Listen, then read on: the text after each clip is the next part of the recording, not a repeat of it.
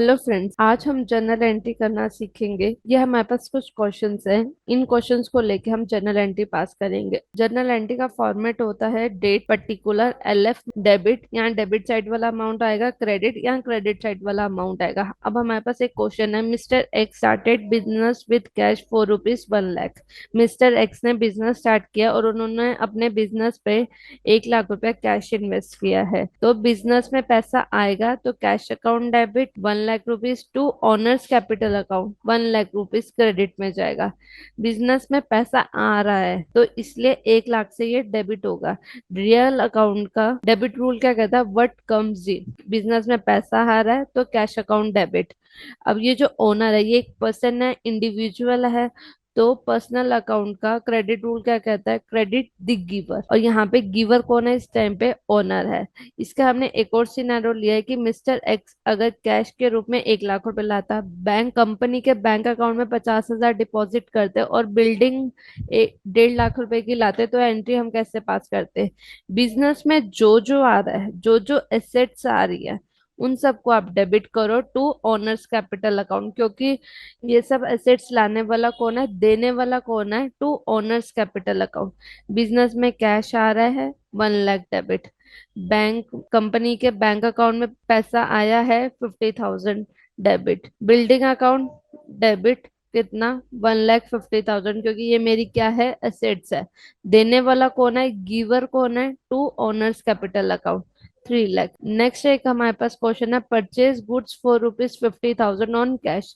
मैंने कोई goods purchase करी है कैश पे। अब उसकी एंट्री देखेंगे, purchase account debit to cash account. Purchase क्या है, हमारा एक्सपेंस है, खर्चा हो गया, इसलिए परचेज को डेबिट करो टू कैश अकाउंट, क्योंकि जब मैंने गुड्स परचेज करी मैंने पैसा दे दिया तो मेरे पास से कैश चला गया, तो टू कैश अकाउंट। नेक्स्ट हमने एक सिनेरियो लिया है कि हमने परचेज गुड्स करी है बट इस बारी क्रेडिट पे परचेज करी है।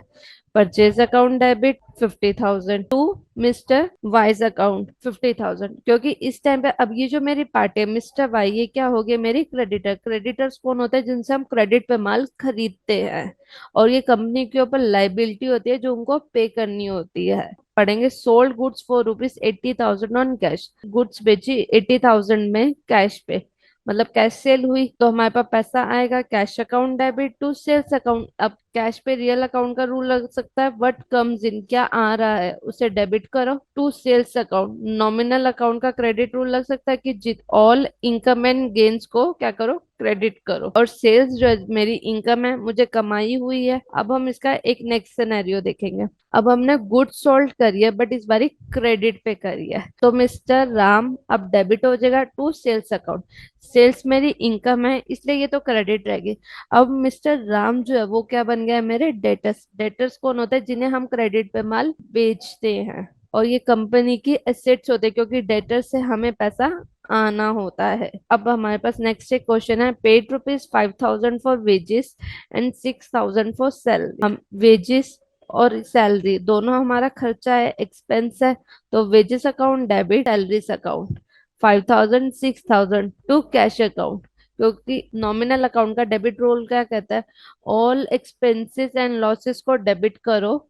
और रियल अकाउंट का क्रेडिट रूल क्या कहता है, व्हाट गोज आउट, क्या जा रहा है उसे क्रेडिट करो। नेक्स्ट हमारे पास एक क्वेश्चन है, purchase machinery for ₹5 lakh from Arjun on credit. अब हमने यहाँ पे मशीनरी परचेज करी है। अब हम यहाँ पे परचेज वर्ड यूज नहीं करेंगे, क्योंकि परचेज वर्ड जनरली गुड्स या सर्विसेज के लिए यूज होता है, जिस गुड्स को हम खरीदते हैं रीसेल पर्पस के लिए। अब यहाँ पे जो हमने मशीनरी खरीदी है ना, इसे हमने रीसेल पर्पस के लिए नहीं खरीदी, इसको यूज करके हम अपनी कोई मैन्युफैक्चरिंग यूनिट में काम करेंगे या कुछ प्रोडक्शन करेंगे, तो इसीलिए अब ये मेरी यहाँ पे फिक्स असेट्स है।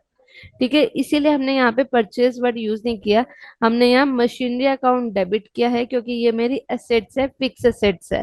रियल अकाउंट का डेबिट रूल क्या कहता है, व्हाट कम्स इन, क्या आ रहा है उसे डेबिट करो। मशीनरी आ रही है इसलिए हमने यहाँ पे मशीनरी को डेबिट किया है टू अर्जुन अकाउंट, क्योंकि इस टाइम पे ये जो मेरी पार्टी है अर्जुन एक इंडिविजुअल है, तो इस पे पर्सनल अकाउंट का क्रेडिट रूल लग सकता है, क्रेडिट दी गिवर, देने वाले को क्रेडिट करो।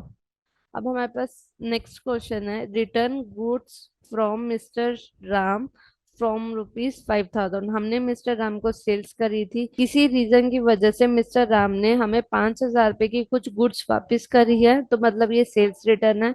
पहले सेल्स क्रेडिट हुआ था, अब ये सेल्स रिटर्न है, इसलिए ये डेबिट होगा। तो sales return account debit 5,000 to mister Ram account.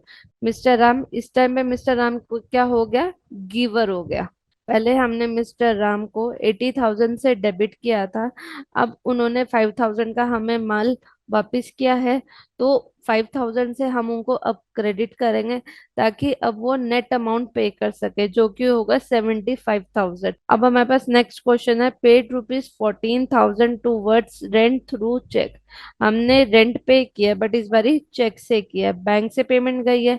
तो रेंट जो है हमारा एक्सपेंस है, rent account debit to bank account, क्योंकि इस बारी बैंक कौन होता है, इंस्टीट्यूशन होता है, और इस टाइम पे जो मेरा बैंक है वो क्या है, गिवर है, इसलिए हमने बैंक को क्रेडिट किया है।